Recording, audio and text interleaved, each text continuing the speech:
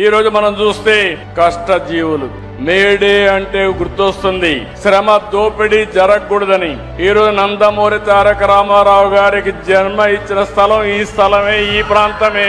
తెలుగుదేశం పార్టీలో చక్రం పెట్టాడు, నాగలి పెట్టాడు. ఇంకో పక్కన చూస్తే పేదవాళ్ళ కోసం ఆ రోజే గుడిసె కూడా పెట్టి, ఇల్లు పెట్టి ఎంబ్లమ్నే డిసైడ్ చేశారు.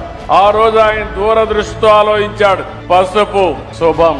ఏ వ్యక్తి ఏ మంచి పని చేయాలన్నా పసుపు లేకుండా ఆ కార్యక్రమం పూర్తి కాదు. పూజ చేయాలన్నా, పెళ్లికి గాని, పేరంటానికి గాని, ఏ కార్యక్రమం అయినా అలాంటి దూరదృష్టి కలిగిన నాయకుడు ఈ ప్రాంతంలో పుట్టడం మనందరి అదృష్టం అని చెప్పి కూడా నేను మీకు తెలియజేస్తున్నా. అలాంటి కార్మిక దినోత్సవాన్ని ఈ రోజు మీకే కాదు, రాష్ట్రంలో ఉండే కార్మికులకందరికీ, దేశంలో ఉండే కష్టజీవులందరికీ మనస్ఫూర్తిగా మేడే శుభాకాంక్షలు తెలియజేస్తున్నా.